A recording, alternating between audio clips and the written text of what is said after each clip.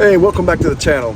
Today I'm going to be sharing a chilling take from our dear friends Nelson and Heidi about a mysterious clunk that stopped their RV furnace dead in its tracks on a freezing winter night.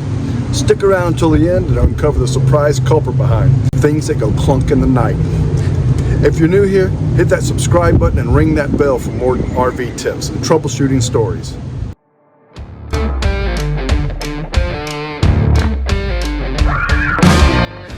So it was a frosty winter evening and Nelson and Heidi were cozied up in their RV, ready for a warm night. They flipped on their furnace expecting that familiar hum, but instead they got a clunk, clunk, clunk. A loud jarring noise echoed from the furnace, loud enough to make them freeze. Nelson, who you might remember from our Max Air fan replacement episode, you can click that link right up here, he immediately started wondering, what was that? Was their heating system about to give out? The furnace had been running smoothly all day, so this unexpected clunk left them rattled. Understandably, Nelson and Heidi were worried. A broken furnace in the middle of the winter, that is an RVer's nightmare. They called me up and we brainstormed possible causes. A bad igniter, a clogged burner, or maybe even a bad gas line issue. My mind was racing for worst case scenarios, but we all hoped it was just a one-time fluke. Unfortunately, after multiple attempts to get the furnace going, the sound just wouldn't get any better. Fortunately, the RV has an electric fireplace heater, so they switched to that to stay warm. But the furnace mystery lingered, and a new problem emerged, a strange smell in the RV. While fearing a propane leak, they shut off the propane entirely, leaving their furnace out of commission for the rest of the winter. Now, RV furnaces, they can be finicky beasts. Issues like bad igniters, gas supply problems, or venting blockages they're not uncommon. So when I got back to town, Nelson and I decided to roll up our sleeves and investigate. I hit the online university, aka YouTube and RV forums, to brush up on the furnace troubleshooting. Armed with knowledge, we tackled the furnace like DIY detectives.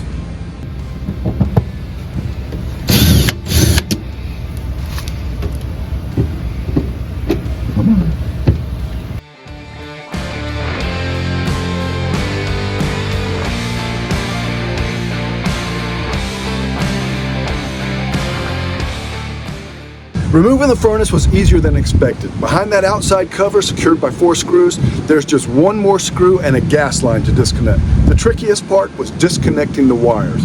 Here's a pro tip for you. If you're going to try and do this yourself, take photos or videos of the wiring before you start. Trust me, it'll save you a headache later. So I got this red wires unplugged from here. And then the blue wire jumps off of it and runs down and it goes to the top position on the switch right here. Here I'm documenting the way the rest of the wires route so I can make sure I put them back just like we found them. With everything disconnected, all that's left to do is pull the unit out and put it on the table so we can give it a once-over.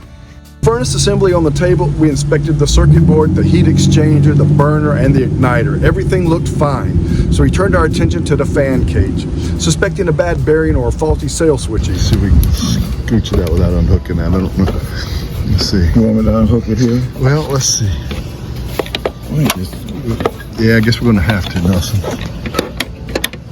Think so? No, I think it's probably this. There we go. All right. This is still hooked up though. Yeah.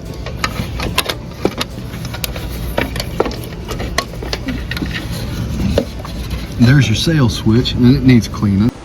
Then we popped open the fan surround and bam, the fan wasn't just broken, it had chew marks on it. And there, still inside the housing, was the culprit, a mouse. This little guy must have thought the fan cage was a cozy home, or maybe an exercise wheel gone wrong. That mouse was a source of the loud clunk that stopped the furnace cold. Mystery solved. So we got out some vinegar and baking soda and cleaned the fan surround, and then we followed that up with some Lysol. Now we just had to get the furnace back into action, but we needed some replacement parts. We noted the furnace model, it was an SF35Q, and we hopped on Amazon and we ordered a new fan blade for just 18 bucks and a new sail switch for $10 since the old one was covered in mouse, let's call it debris. While waiting for the parts, we loosely reassembled the furnace to keep the screws safe.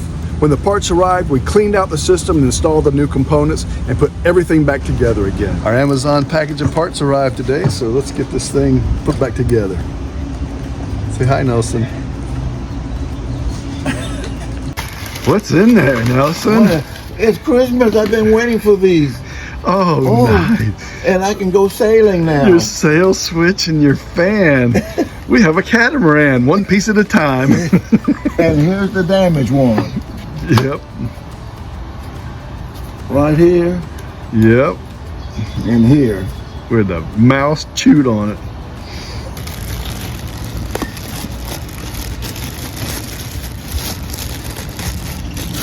See how it compares. That looks good from there. How about the other side? All right, this is the old one with that. How's the new one look right there? The new one looks great, excellent. Cool, even came with a new set screw.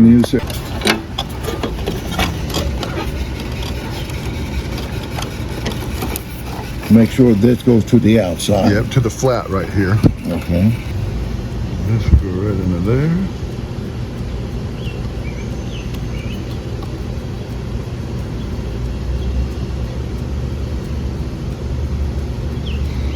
All right, see if you can get any more purchase on it from the inside, on the short. Oh, okay, yeah. Torque it down some. Yeah, see if it will. I think it might be good and tight.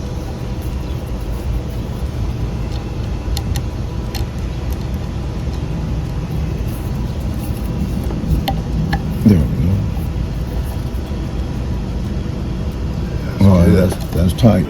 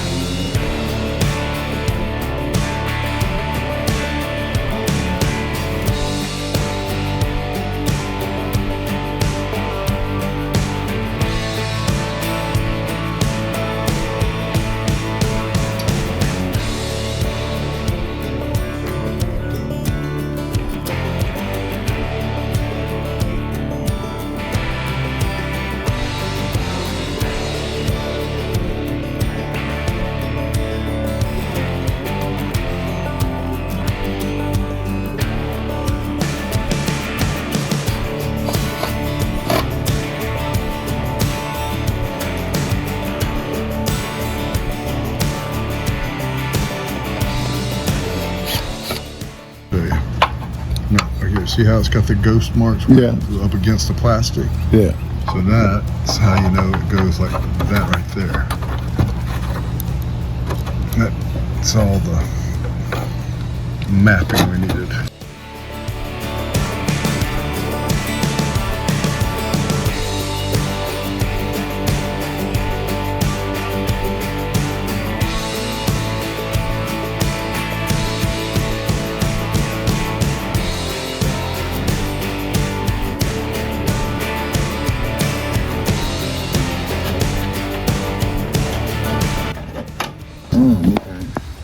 Alright, and then this blue goes down to the top of the switch.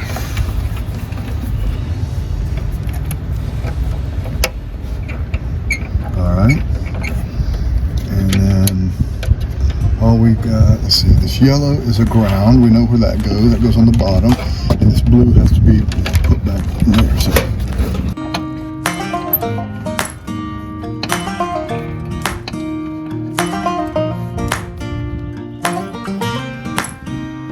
Total repair time, I'm saying maybe 2 hours from start to finish. Diagnosing the issue took way longer than the actual repair. And just like that, the clunk in the night mystery was solved. This adventure was a great reminder to stay proactive with your RV maintenance, because you never know when a mouse might decide he wants to move in. Have you ever had any weird RV related issues? Drop your stories in the comments section below. We'd love to hear them. If you found this video helpful, give it a thumbs up and share it with your RV buddies, and subscribe for more troubleshooting tips. Check out the links in the description for the parts we use and more RV furnace tips and a list of some general problem diagnosis and tips. Stay safe out there, guys, and we'll see you next week.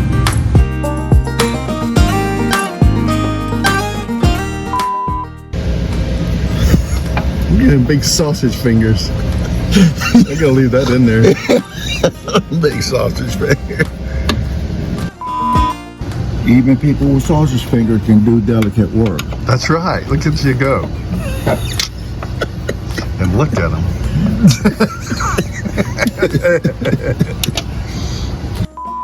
I think we can get by with just one screw, don't you? Put one right in there just so you know. Don't tighten it all the way up. We want it to rattle.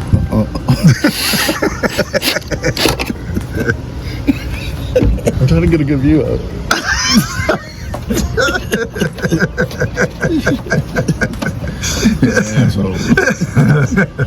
You can't say that on a video. What you want, good grammar or good